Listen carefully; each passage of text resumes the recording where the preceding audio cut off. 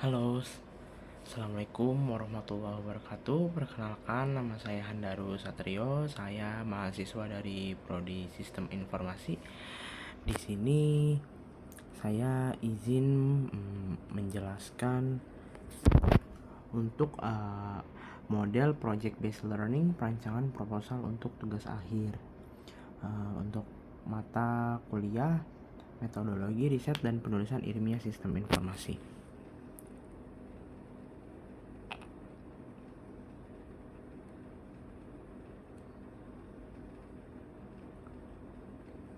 Sini saya ditugaskan untuk mencari suatu model cara kerja sistem informasi atau teknologi informasi dan jelaskan secara umum cara kerja sistem tersebut dalam bentuk diagram alir atau bisa kita katakan dengan flowchart. Model bisa dalam bentuk area AI, data science, sistem informasi bisnis, jaringan komputer, wireless, mobile, dan lain-lain. Oke, tanpa berlama-lama, saya di sini ingin menjelaskan ya, kurang lebihnya seperti itu. Baik, di sini saya memilih penjelasan diagram sistem existing leach standar. Di mana-mana diagram alir yang sudah ada itu pertama ada sensor node mengumpulkan data. Pada tahap pertama ini, seluruh sensor node yang tersebar di area monitoring mengumpulkan data lingkungan, misalnya suhu, kelembapan, dan tekanan. Yang kedua, pemilihan cluster head atau CH secara acak.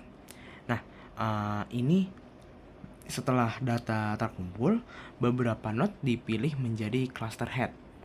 Pada leach standar, pemilihan dilakukan secara acak tanpa mempertimbangkan kondisi energi node.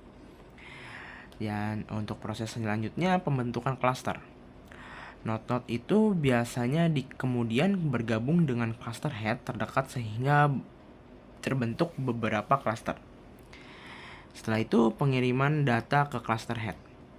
Setiap sensor node mengirimkan data hasil pengukuran kepada cluster head yang menaunginya. Dan proses selanjutnya adalah agregasi data.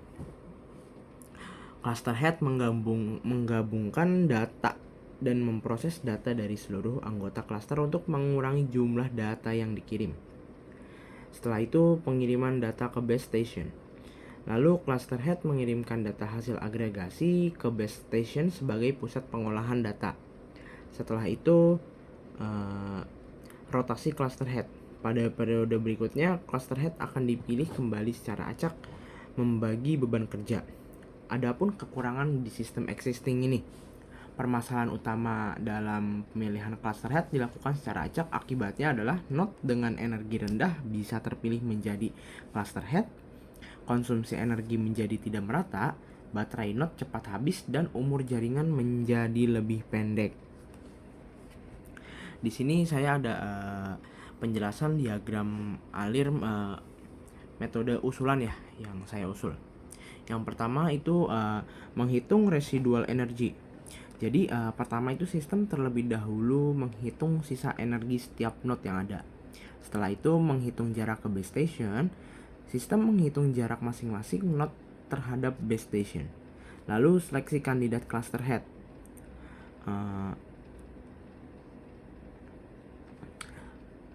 Node-node yang memiliki energi cukup besar dipilih menjadi kandidat cluster head. Lalu pemilihan cluster head optimal. Dari kandidat yang ada, sistem memilih node dengan energi terbesar, jarak paling dekat ke base station. Setelah itu pembentukan cluster.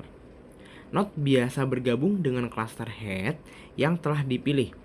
Lalu pengiriman data ke cluster head. Node anggota mengirimkan data hasil sensing kepada cluster head. Setelah itu, agregasi data. Cluster head menggabungkan data untuk mengurangi redundasi informasi. Lalu pengiriman data ke base station. Data hasil agregasi dikirim ke base station. Setelah itu, sistem terus memantau Setelah itu monitoring energi dan rotasi cluster head. Sistem terus memantau energi node. Jika energi cluster head menurun, maka pemilihan cluster head akan dilakukan kembali berdasarkan kriteria energi dan jarak. Uh,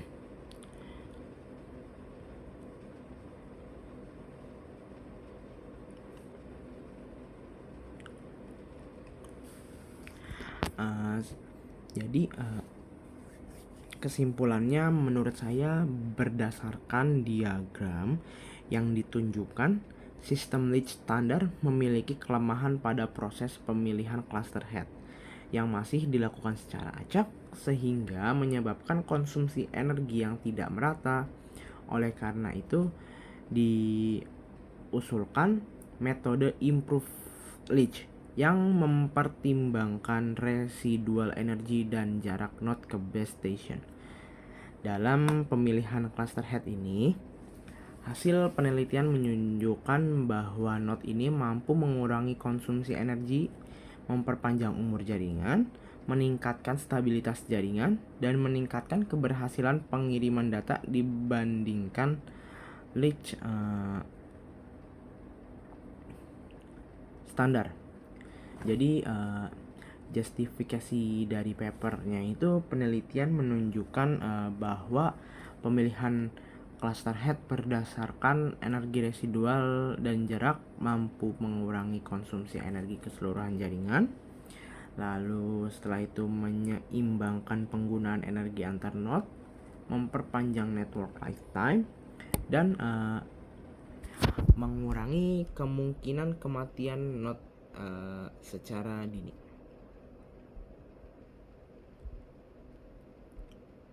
Lalu kenapa sih permasalahan ini urgent? Karena permasalahan ini sangat penting karena sebagian besar menggunakan baterai yang sulit diganti, terutama bagian smart agriculture, smart city, monitoring bencana. Mungkin sekian dari saya, Handalu Satrio. Mohon maaf bila ada kurangnya. Wassalamualaikum warahmatullahi wabarakatuh.